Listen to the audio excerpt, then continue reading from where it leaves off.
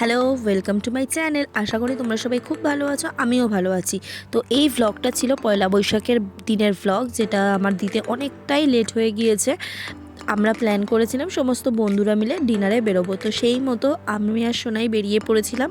প্রত্যেকে ওখানে পৌঁছে গিয়েছিল, কিন্তু আমার আর সোনাইয়ের একটু লেট হয়ে গিয়েছিল, তাই আমরা একারাই যাচ্ছি। তো যথারীতি আমরা বেরিয়ে পড়েছি। রাস্তায় প্রচণ্ড পরিমাণে জ্যাম ছিল। এমনিতেই এইসব রাস্তাতে প্রচুর জ্যাম হয়, তারপরেই ছিল পয়লা বৈশাখের সন্ধেবেলা।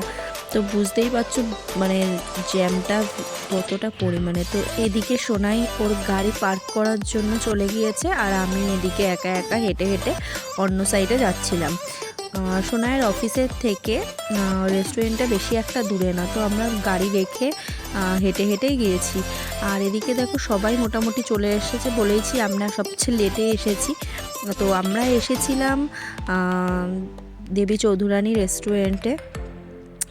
ভেতরে ঢুকতেই ভেতরের অ্যাম্বিয়েন্সটা খুব সুন্দর ছিল, আর আমরা না মোটামুটি 20 জনের মতো গিয়েছিলাম। তো দেখতেই পাচ্ছ এত ভিড় হয়ে গিয়েছে ভেতরটায়। আমাদের দুটো টেবিল তো নিতেই হয়েছে, 10 জন 10 জন করে। আর এদিকে রেস্টুরেন্টে দেখে মনে হচ্ছিল ভেতরে শুধু আমরাই আছি, মানে আমরা এতজন না। আর সবাই মিলে গেলে বেশ মজাই হয়, সেটা তো সবাই জানোই। আর এদিকে দেখো আমরা ফটো তোলাতুলি করছি, আর ওইদিকে আদুর কাজে লেগে পড়েছে।